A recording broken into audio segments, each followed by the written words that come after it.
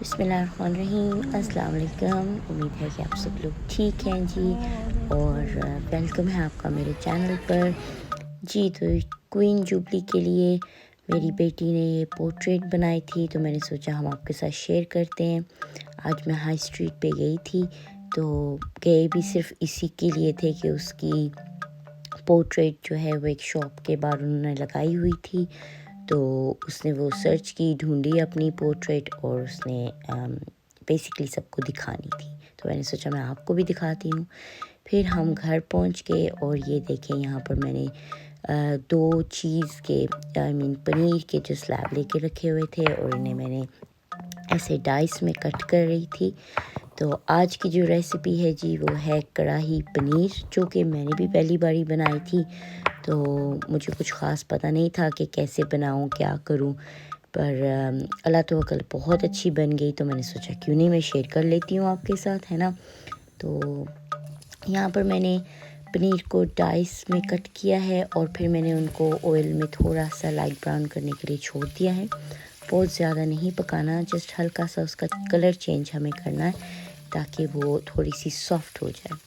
I don't know Pakistan India में जो पनीर मिलती है वो सॉफ्ट मिलती है कि नहीं। यहाँ पर जो पनीर है वो थोड़ी सी हार्ड होती है, तो जो ही वो पकने लग पड़ती है तो वो सॉफ्ट हो जाती है। आई डोंट नो अगर वहाँ पर भी ऐसे है तो आप मुझे ज़रूर बताइएगा, या शायद यहीं का ये कमाल है, यहाँ पर ही ऐसे मिलती है।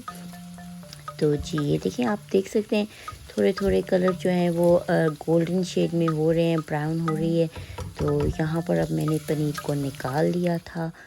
देखें इस तरह आप इसे प्लेट में निकाल लें, और मैंने इसी ऑयल में अब आपको दूसरी वेजिटेबल्स मैं कट करूँगी और मैं आपको दिखाती हूँ, और फिर मैं इसी ऑयल में वो भी थोड़ी सी देर के लिए फ्राई कर लूँगी जी। तो दूसरी साइड पे मैंने यहाँ पर लिया हुआ है कैप्सिकम और साथ में अनियन। यहाँ पर मैंने एक कैप्सिकम और एक ही अनियन लिया है, ताकि आई डोंट नो कितनी क्वांटिटी चाहिए थी, जितनी पनीर थी उस हिसाब से मेरे ख़्याल में ये इनफ था, तो मैंने इतना लिया उसे।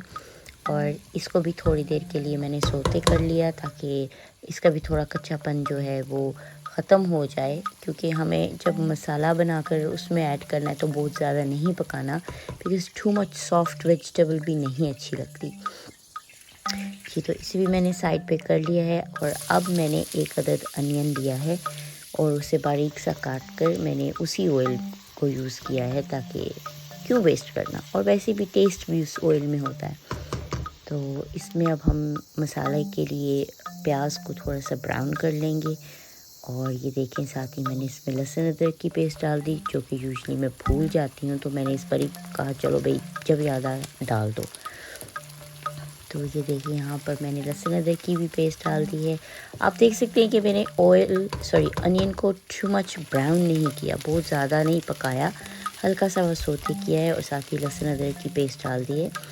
और अब मैं इसे थोड़ी देर पकाने के बाद इसमें टमाटोज़ ऐड कर लूँगी जी। तो ये देखिए मैंने एक अदद टमाटो लिया है, दरमियाना साइज़ का था, बहुत छोटा नहीं था। अगर बहुत छोटे टमाटोज़ हैं तो आप 1.5 डाल लें या 2 डाल लें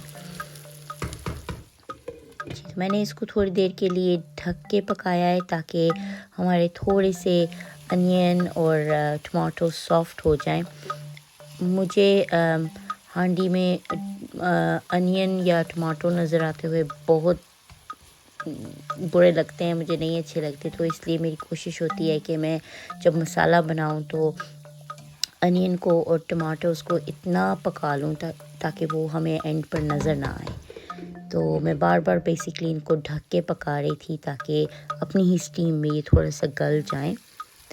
तो ये देखें, और साथ साथ आप इनको अच्छे से मैश करते रहें, ताकि इनकी शक्ल हमें नज़र ना आए। ठीक है जी।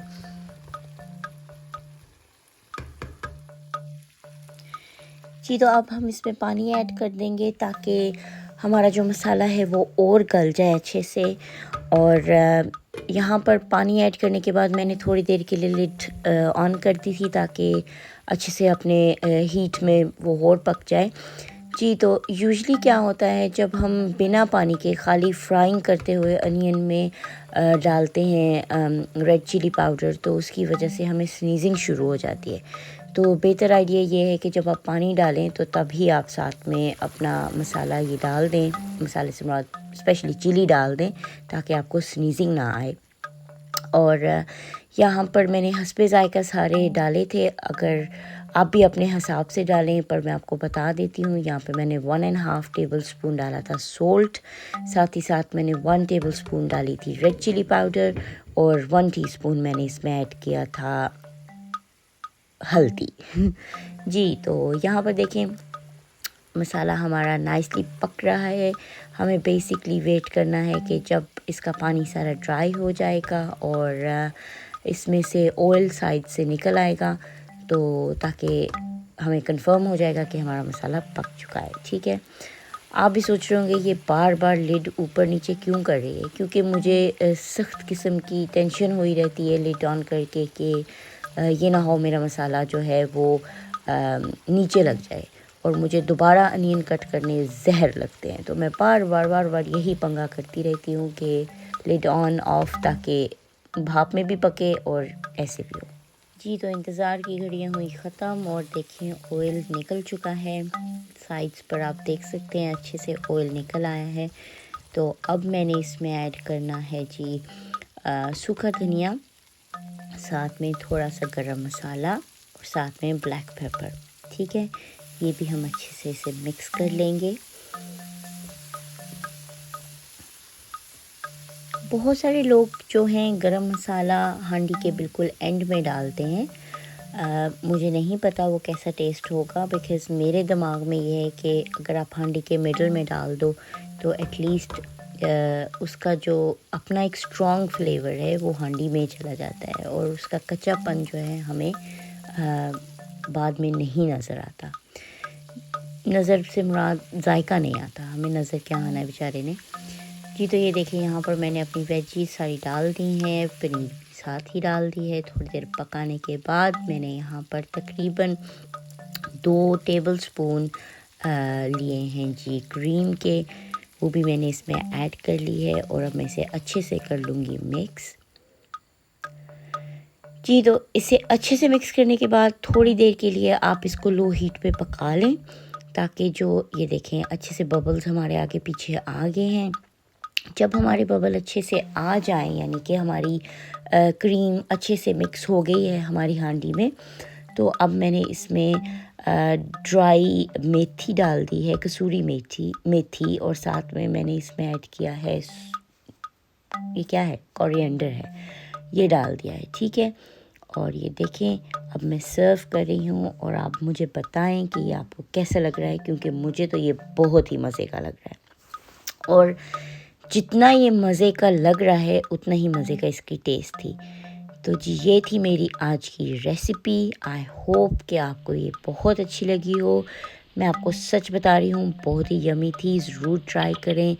और अगर आपको मेरी ये वीडियो पसंद आई है तो इसे शेयर करें, लाइक करें और मेरे चैनल को सब्सक्राइब करें। इंशाल्लाह जी अगली वीडियो में मिलते हैं, तब तक के लिए अल्लाह हाफिज़।